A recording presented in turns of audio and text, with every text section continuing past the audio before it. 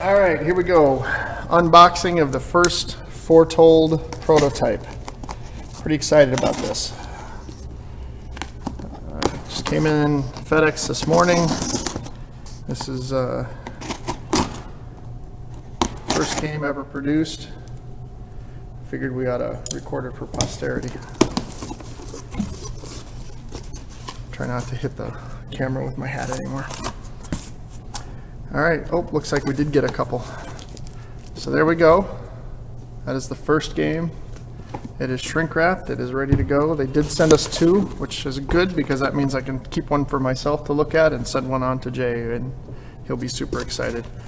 So it looks like it is. One of the things we were concerned about at our frame size is that the box is showing a little deep. You'll see here that this is a little sticking out, which I imagine once we open it up, take the components out, I think this will actually end up coming flat just because there's a bunch of stuff inside. There should be a bunch of stuff inside. I will leave the other one shrink wrapped so that Jay can open it and get this excitement for himself. But here we go. Are you excited? I'm pretty excited. Well, it's a different partying all weekend. All right, here we go. Box fits nice and tight. Yep, and as expected, it's just sitting way up on there because of what we needed to do. We may have to make a change to the tray or something else. Sitting right on top is games rules. We'd ideally like the quick playing guide to be on top, so we need to make sure we tell the factory about that as a packing list. So I'd like it to be this and then this. Let's take a look at the rule book. Full color symbols. Jay and Rob did a really good job on this. Neil did all the graphic layout and design. Got a pretty big glossary making sure you know what it is. And right there, can you see your names, people? Kickstarter backers. Right there, Kickstarter backers. Whoop, whoop. Looks like Derek Young is first. Good job getting in there, Jester. All right, here's the board. I have not seen a version of this board yet.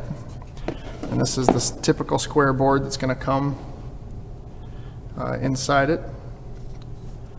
It feels really nice. It's a little more faded than I think I would like to see it. I think I would like to see it a little glossier, but it looks pretty good. The linen that they cover it with is real nice. It's a real sturdy, and looks great.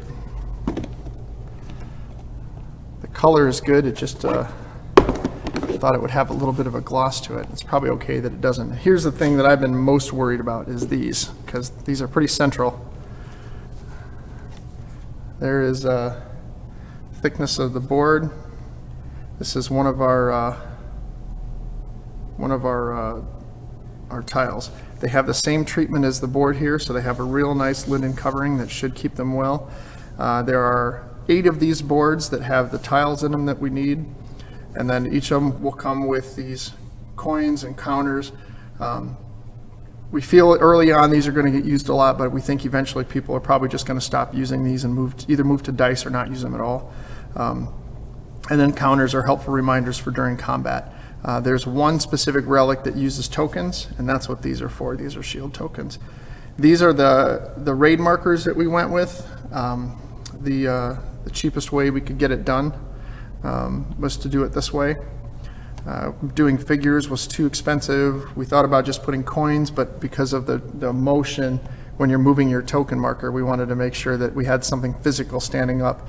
And so I kind of went back to the old Candyland style. We've got these that are going to punch out, and then they'll sit in a little base that goes on there. So there's 1, 2, oh, actually that one just popped out, so let me show you.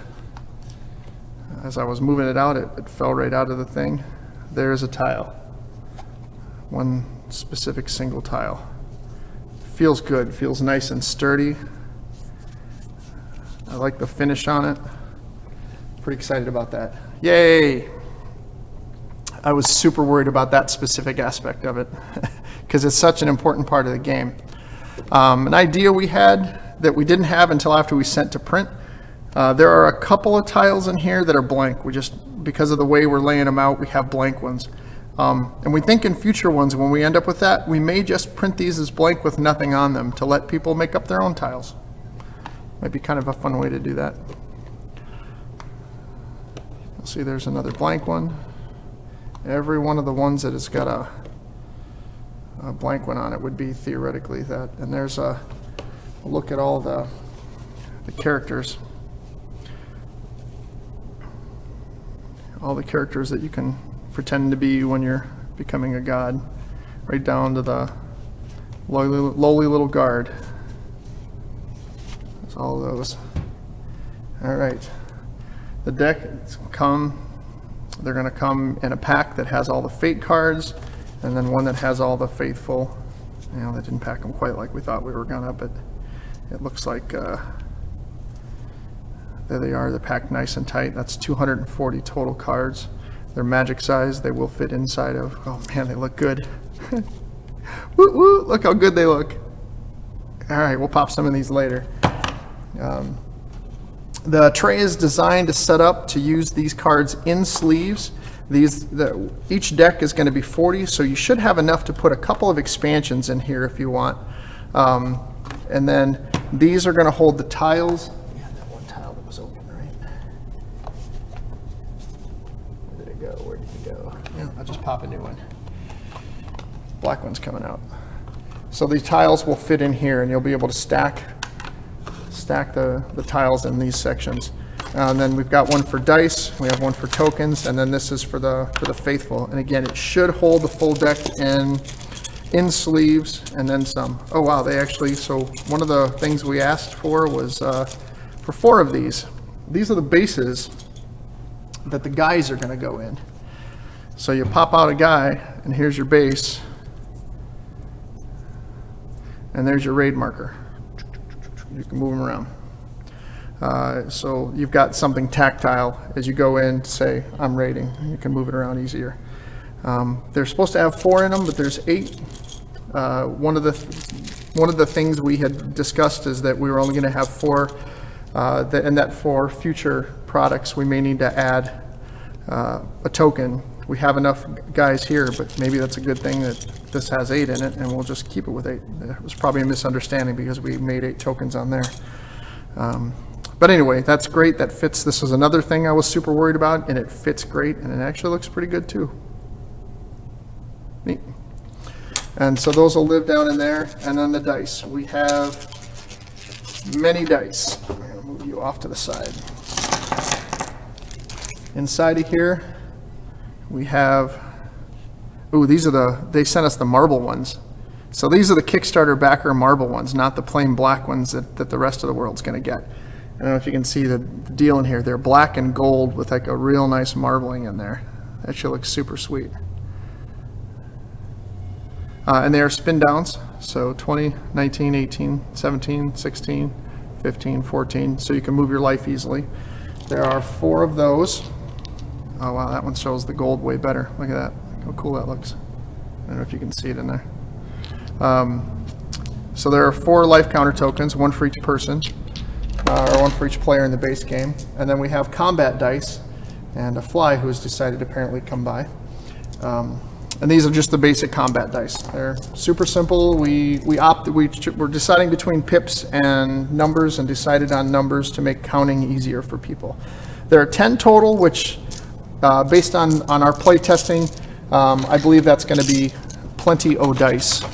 So that should be plenty. I think at the most of the time anybody's ever using 5 or 6. Every once in a while somebody needs 8 or 9, and then we just have to count and move off. But there's only, dice add cost and they add weight and a whole bunch of other things. And there we go. Jay, it is appropriately big. One of Jay's, Jay wanted to make this thing a monster. He wanted to make this thing a lethal weapon in size. This is the raid die. It has 2 3s, 2 4s, a 5, and a 6. And this is when you're raiding against your temple. This is what you do damage with. In our playtest ones, there was a gold thing, but doing the etch, We made a decision to make a slightly more expensive version of the die with an etch in it instead of silk screening on it, so that the silk screen wouldn't come off. But that meant that we weren't able to make it two-tone. We could only make it a single color. So we have a single color, and this is your raid die. Bam. That's it. That is the whole game.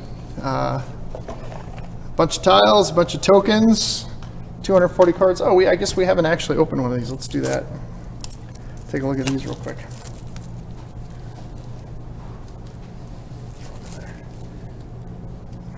All right, so we have relics. Oh man, they look great. They feel great too. They're super slippery. The texture on them is good.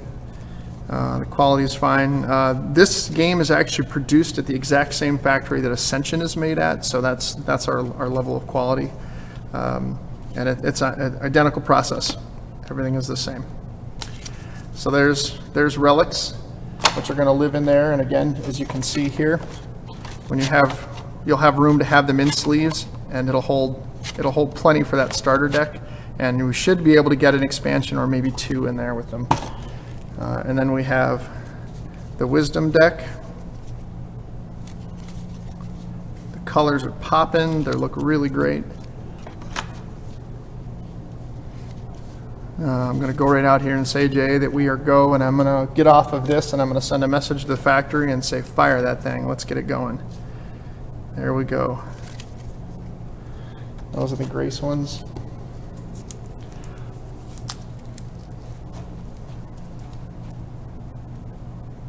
I'll get John to open that while I talk to the camera a little bit more.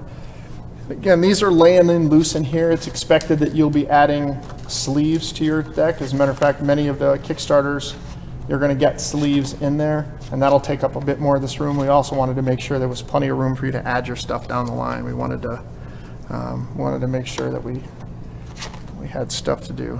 And there's the Chaos. Chaos back looks nice and red, just like Chaos ought to be. And then here are the Faithful.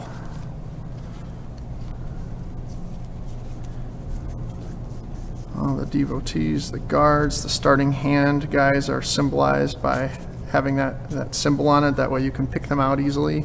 High Priest has no cost because he's never bought. He's always just starting in hand, but he has a symbol as well, so you can see that he's there. Yeah, great.